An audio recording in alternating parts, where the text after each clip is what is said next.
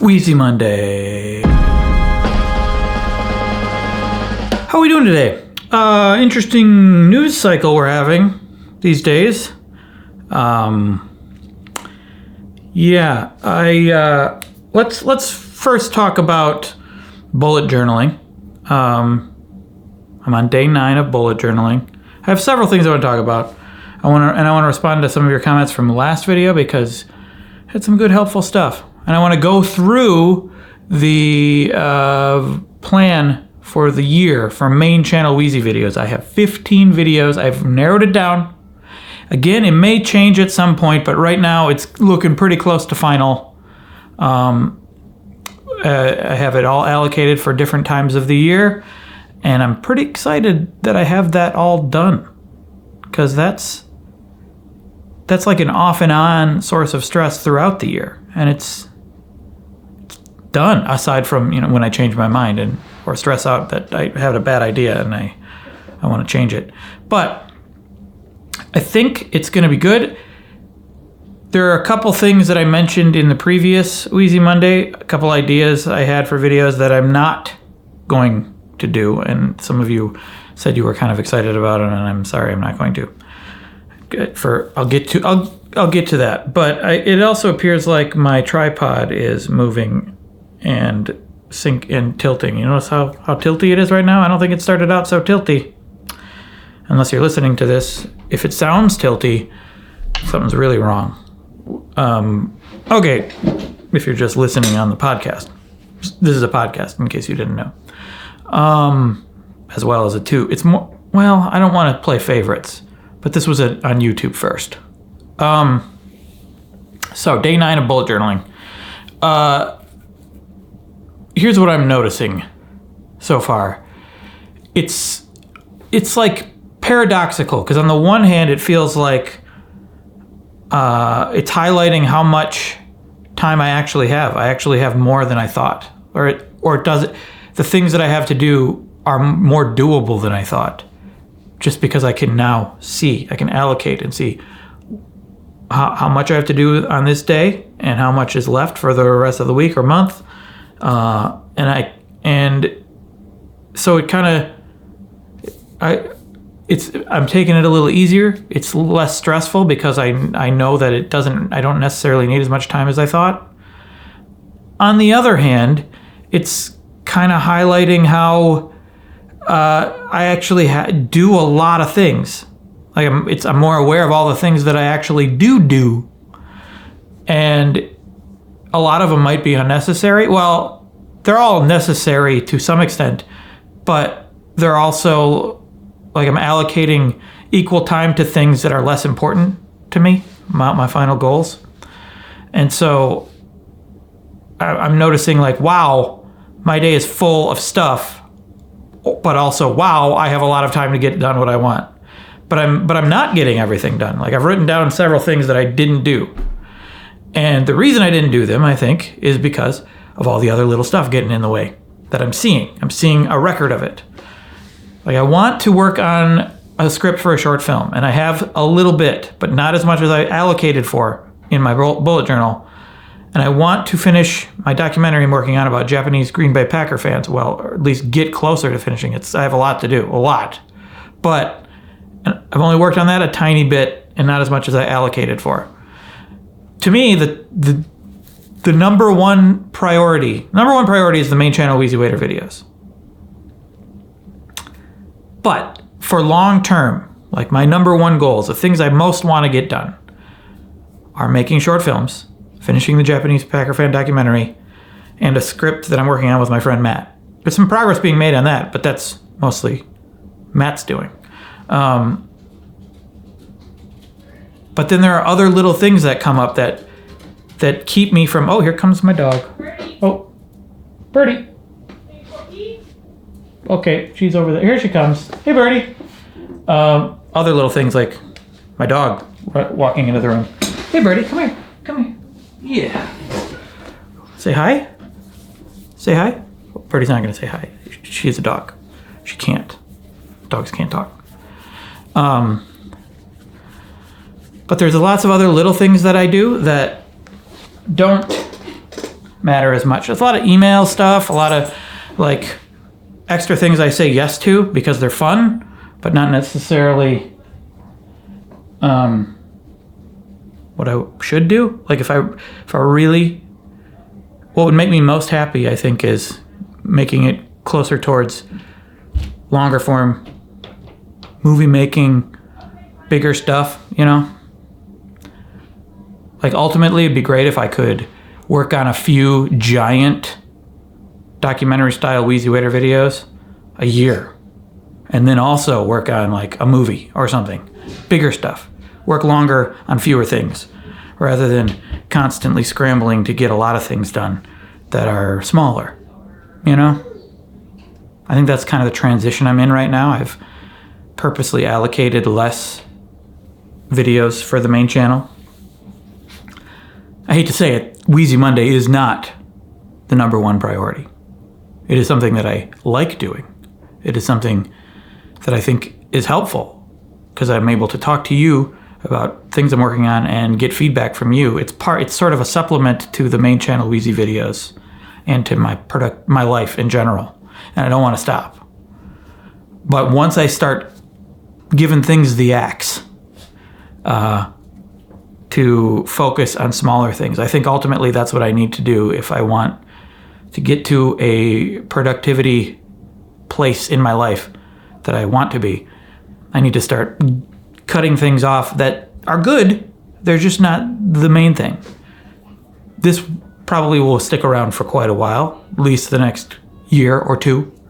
But at some point, the Wheezy Mondays might be reduced. Anyway, I do notice that it's like, oh, they're watching Bluey upstairs. Interesting. So you might be hearing a little bit of Bluey, which is an Australian cartoon for kids that Ada likes. I hope they don't sue. Anywho, wow, and my phone beeped because, oh geez. You see what I'm dealing with? So ultimately, I think the bullet journal is showing me this. It's highlighting to me what really matters and what I'm putting my time into, which seems obvious, but hey, turns out it works. I'm noticing things that I probably will. It'll probably lead to me saying no to more things, actually, which a lot of people say you should do for productivity. Cutting things out and recognizing that I'm not working towards things that really matter to me, and then later on I will regret not getting certain things done, you know? Other things, I'm keeping track of my running in my journal because I do keep track of, I measure my running, but I never really like look at how often I'm running, like how many times a week and stuff. I know I could probably do that in my app, but it's more convenient and it's more fresh in my mind if I keep track of it, keeping track of how much I'm reading. Like I'm just like a check mark per day if I read some of my book, basically, because I want to keep up the reading, because one of my goals is 20 books this year. I don't think I'm going to hit 20 books this year, but I want to make sure I'm reading more. To me, it's more valuable having finished a book rather than having finished an hour or two or three Twitter session, or just reading the news of the day over and over and over, and every little incremental update from it, which I've been doing the past few days because it has been a very momentous occasion. But ultimately, I walk away from it thinking, now what did I really gain from that? What knowledge did I gain? What's new? What new thing happened that I needed to know? And usually nothing. Usually I'm just getting people emoting about it or reacting to the things that happened in ways that I knew that they would. So it's not really, it's more about like checking in times like these, checking the news is more about your hopes and dreams about what you want to happen and you're just waiting for. Just like, is this resolved yet? Is this going to happen? Are people reacting the way that I want them to? And then finding out that some are, some aren't, and then getting frustrated, and then the cycle continues. And that I've been doing that a bunch the past few days, as I'm sure many of you have. And it's ultimately not as useful to me as if I have gone deeply into something, learning something about maybe an aspect of what's happening now, learning more history about it, about or a correlation in history, reading a whole book about it. That would be better. That would be more valuable. I'd walk away probably more comfortable, more prepared for the world today. Or just reading fiction, maybe fiction that has to do with something like this, or I don't know. When I'm done reading a book, I feel like I've gained something. I've gained more than just constantly the drip, drip, drip of the news cycle. Or working on, or making something. Working on making something bigger. I feel better when I've done that, rather than working on a lot of small things. Like the Wheezy Waiter videos I work on now, main channel, the big ones, the ones that I spend weeks on, it's hard, it's stressful, I complain about it. But when I'm done, I feel so much more accomplished, so much better that having done something. And I feel like I've learned something, and I've changed through a lot of the deep learning required for some of the videos that I do. Not just the experience ones, like the why do people like ones. Some of them, the more serious ones, I guess. Like the home buying one, I feel like I came away with that with a different perspective about home buying. A lot of people disagree with me in the comments, but I feel like they don't see it. They just didn't see it the way I do. They didn't learn. I don't know. I'm not saying they're wrong and I'm right, but in a lot of ways, like the common idea of why, okay, now I'm talking about home buying, about why people see home buying as an investment, a better investment, or like the best investment. I don't think that's true. I don't think it is the best investment. It's a pretty good investment. It's a pretty safe investment. But it depends on way too many things, and there's no guarantee.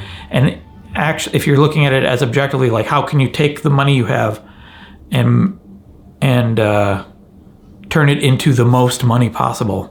If you do everything properly, home buying is not the answer.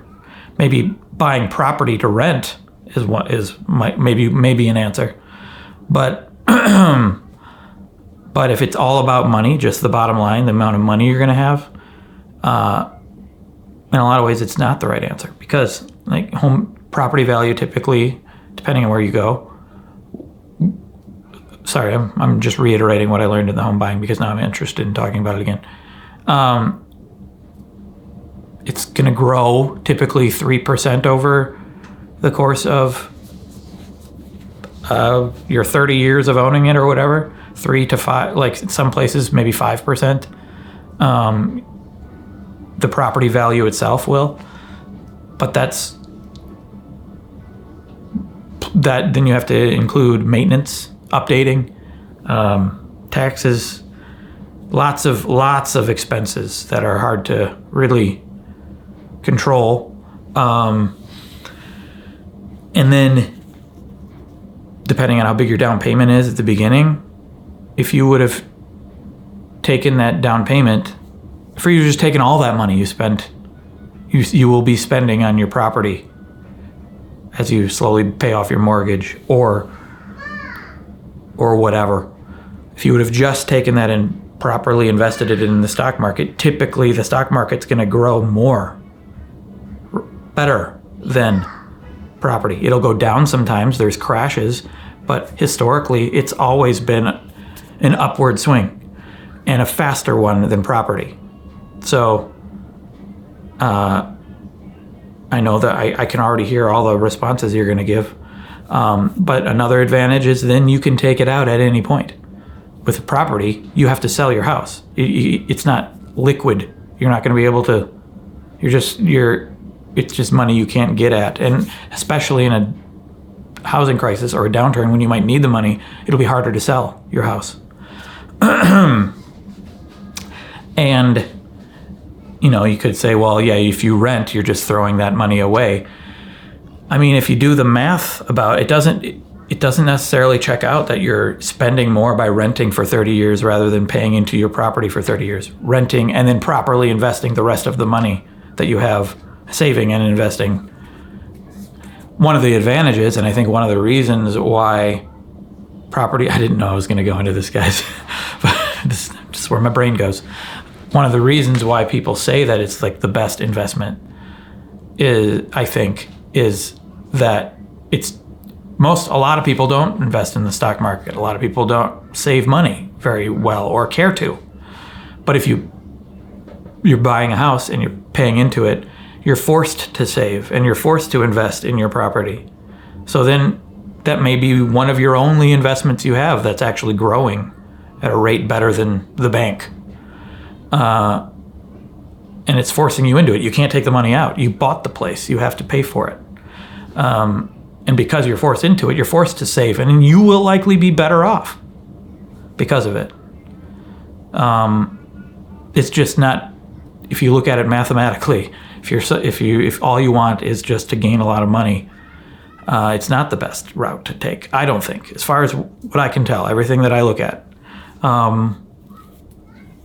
Anyway, that's one thing I learned from a Wheezy Waiter video. Going deeper and reading about a lot of things, talking to people. And that's so much more valuable to me than making silly things off the top of my head that I used to do. And not really just sort of perpetuating an absurd personality rather than gaining anything, learning anything, improving in any way. I mean, I improved in skills. Like I think I improved in joke writing and work ethic and editing, shooting video, and just how to manage the social media landscape. I definitely learned things. I definitely improved, but more in the technical sense. But now I'm more interested in learning about how the world works, and how humans work. And these bigger projects lead me that way. And I also just want to make movies. I've loved movies my whole life. And I love learning about filmmakers, and I love learning about how they made things. And I like analyzing the style of different directors.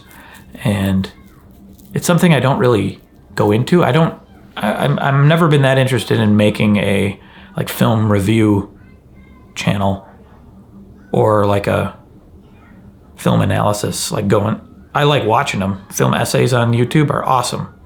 I guess I've never been interested in making them. I'm very interested in it, and I feel like I could make them, probably. But that's just something that's been a part of me, and I don't necessarily want it to be something that I tie to my job, I don't know. But point is, what's my point? I want to make fewer, bigger things. And I want to really try to get away from the slow drip, drip, drip of the news. And it's hard. It's easy to get drawn in. And I'm definitely taking steps, and I'm definitely better at it than I used to be, especially because of the few months we've done without the internet. And I've been watching more movies lately, which is, I also think, better. I just had this conversation yesterday with China about if I had to choose what's better, a series or a movie. I think a great movie is always going to be better than a great series. I mean, a bad movie, I'd much rather watch a good series than a bad movie or a mediocre movie. But a great movie is the best because I feel like it does all the things a series does, but in a shorter time. It manages to tell you a full story, take you on a giant epic journey in a hour and a half, 2 hour time span. Which I think is a harder thing to do. And with a lot of series, they tend to force themselves into a time frame and like extend things because it's a series, which I find kind of artificial often. And with a great movie, it's like, how do we cram in as much greatness without losing the story, without making it nonsense, and give you a full emotional journey. It feels like a complete meal, where a series, you're only getting part of the meal when you watch an episode. And so I've been watching more movies lately, and that also feels like I walk away from that feeling like I've acquired something, you know? Anyway, the movie ideas I have going on here, I'm going to go through them. So I think the first one for the year is going to be, why do people like living in cold places, or why do people like winter? Because, well, it's winter out here. You can see, if you're watching this, you can see it's bright. There's kind of a very white brightness that is bouncing off of the snow outside onto my face. The lighting is different in the winter in this office than in the summer. I'm always using natural light in these videos as much as possible. Occasionally I'll add another light if it's too dark, too shadowy. But especially with these cameras, maybe it's with all cameras, but especially with these DSLR cameras, natural light always looks better to me. Always. On what I'm shooting, on what other people are shooting, I can tell when it's natural light, and it just tends to be better. Problem is, it's inconsistent, and you have to manage, especially on cloudy days or days when the clouds are going over in front of the sun. I just deal with it. Just let it happen. Who cares? It's better. It looks better to me. And then I don't have to worry about lighting. I don't have to worry about, it's like a part of the creative process that I let just naturally unfold, and I don't have to worry about it. Although I do a little, like I'm looking at it, and if it's too dark, I'll turn the light on. But yeah, why do people like winter? Oh, she's singing along to the theme song in the background. My baby. She just yelled "Dad" because they say "Dad" in the song. She's not yelling for me. So I always like when she does that. I think I want to interview my parents. I want to interview my wife. I want to maybe my neighbor, socially distancedly, and kind of just go around this snowy wonderland that we're having. Hopefully it'll still be snowy wonderland in March. If not, also good. And talk about why do people like living in cold places? And I know many do, and I never really have, even though that's mostly where I've lived my whole life, except for the year and a half in Austin. And I moved back, but that's because family's here, and we wanted Ada to be around her grandparents. But we've been trapped inside for the past several weeks, the past year for a pandemic, but now even more so because we can't even really, it's even annoying now to go play in the yard because it's snowy. Although it is fun to go sledding and such, you got to bundle up, it gets really cold and you get really wet and you got to come back in. It's just not, you know? And I put that one first because I want to do it during the winter. Duh. Next, I started bullet journaling. Here's what happened. We've already been talking about that ad nauseum. Next, we posted only praise and compliments online for a month. It feels like now would be the right time to do that, wouldn't it? We should probably look into that. But I might make the rule be like we have to do like 5 times a day or something. Just find something that we like online, like maybe a good video, post a compliment in the comments, or I could do a brief Twitter thread about something I like, and just only positive things. It'll probably cause ignoring negative comments, not responding to, and getting into fights with people, which is hard to do, which is hard to avoid.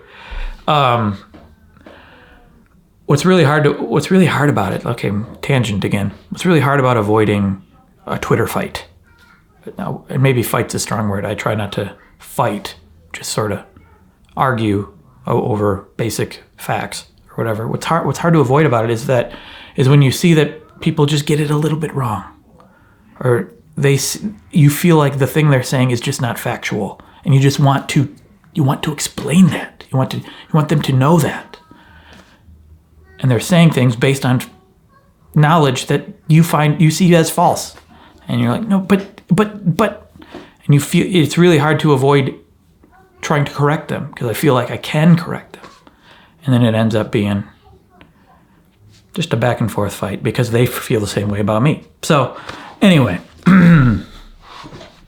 next I worked out for a certain amount of days. Here's what happened, because I'm still working out. I want to check in again. So it's sort of another check-in video. There might be a different angle to it. I'm not sure yet, but it'll be generally about working out, building muscle, that type of thing. Then, why do people like dogs? Because we got a dog. So I already did why do people like cats. Now we'll do why do people like dogs. It'll probably mostly be about our experience with our dog. Less about general liking dogs. Like the cat video was generally about liking cats more, because we don't own cats. I don't want to own a cat. I don't like cats as much as dogs. So that is just a different type of video. This will be more like our experience with the dog, I think. The next one, how to eat less sugar, like a more specific like tips and tricks how to eat less sugar. Then why do people like gory horror movies? Might interview Jake. He loves horror movies. Then these are all in order, by the way, for the year. The phrase everyone should say more often, I don't know. Talk about the value of saying you don't know, rather than feeling like you have to have an answer all the time. I tried biphasic sleep for a month, which is sleeping in 2 chunks. So I think with that one, I think I will set a time in the middle of the night, wake up, to work on something for like 2 hours, 2 maybe 3 hours, go back to sleep, and just make that schedule in my day. Because I'm already waking up in the middle of the night often. Rather than laying there tossing and turning, debating if I should get up and work on something or read something, and then eventually falling back asleep after maybe doing a little bit of something or having a snack, just go into it with that idea that I'm going to get up at a time and work and do stuff. I'll eliminate the uncertainty of like, well, should I get up or shouldn't I? By just going into it with that plan, and then see what happens. Biphasic sleep is something, a favorite factoid people seem to bring up with me and everywhere, is that's the way humans used to sleep. I don't know if that's 100% true, but it is something people say.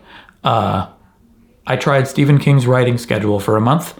I brought this up last time, and someone said, and I couldn't remember how many words it was, and someone said 2,000 words a day. That's who said that? Rachel Hadley. Thank you, Rachel.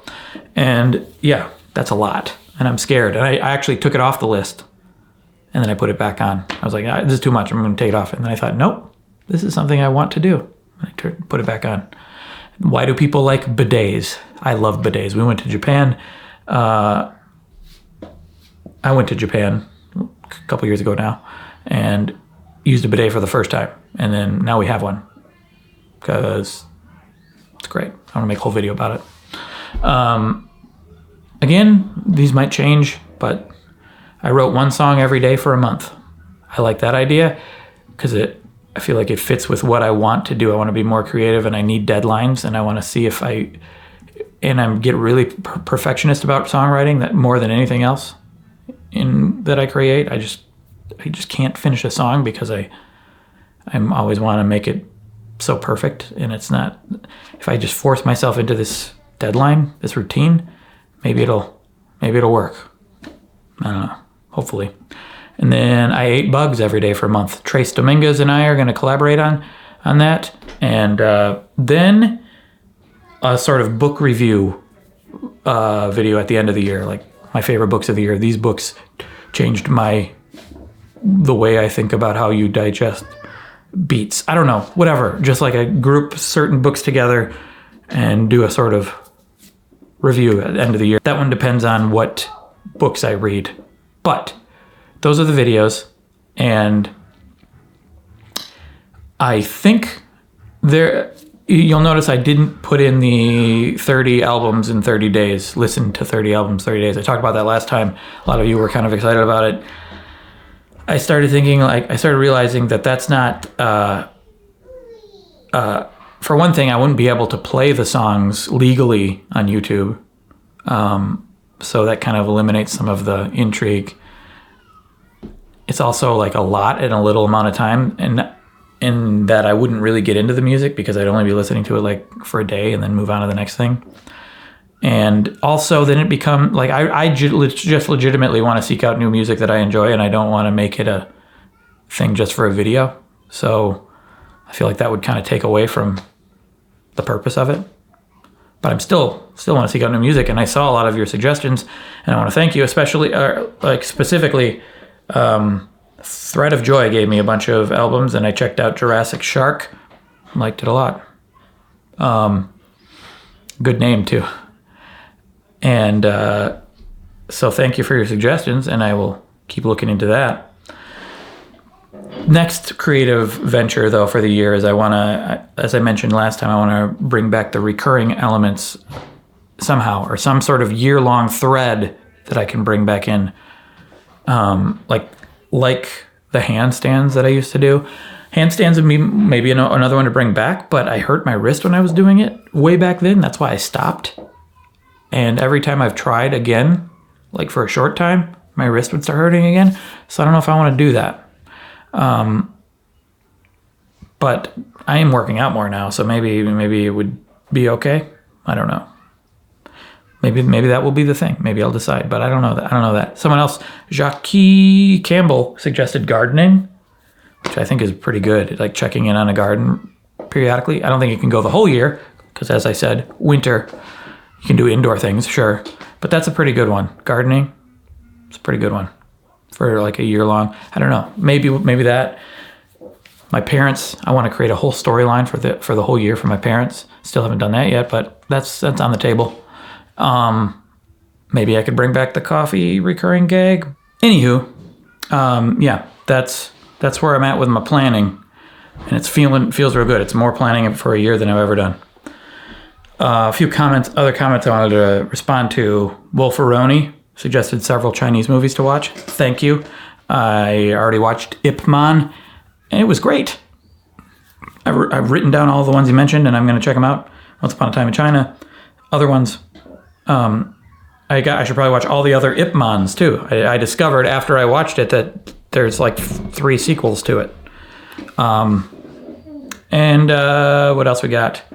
Sienna and Parker Borasa said, "What's the newsletter?" I mentioned a newsletter that will give you daily playlists of songs you could listen to for work while you're working, like good background music kind of thing. And my tripod's doing stuff again. Come on now. And it's called Flow State. Look up Flow State newsletter. You'll find it. Oh, by the way, another newsletter that I think is great that I found is called Tangle. Isaac Saul. I found him on Twitter. He had a long thread debunking all the little claims of fraud. But he has a newsletter of news that I think is really good. A good source of getting sort of a full picture of the main news stories of the day. He gives legitimate best arguments from both sides of every contentious issue in the news, and then he gives his own opinion. Anywho, I think it's great. Tangle, that newsletter is called. Or look up Isaac Saul on Twitter, or anywhere, really. I don't know, wherever you want to look him up. And Vita Mita gave the suggestion, I tried to improve my handwriting for 30 days. That's a great idea. I wrote that down as an alternate idea for the year. And heart emoji is just an actual heart emoji, was the screen name. I don't know your name other than that. Suggested I watch The Untamed, a Chinese TV show. and I looked into it. It looks great. I'm gonna check it out if I can. And that's about it. I do these kind of videos every single weekday on Patreon if you want to support me there. And I'm gonna get back to planning stuff. I'm doing a voice. I'm doing a voice for a cartoon pilot today with somebody. It's sort of like an X-Files, but comedy kind of thing. And they asked me to be the starring voice. Maybe it'll take off and be a huge thing. I don't know. That's the thing I'm working on most today. And the bold.org Wheezy scholarship for $1,000 is still available. Is still up. You can apply. Write an essay. And that's going to be linked down there. I think that's about it. Okay. Bye.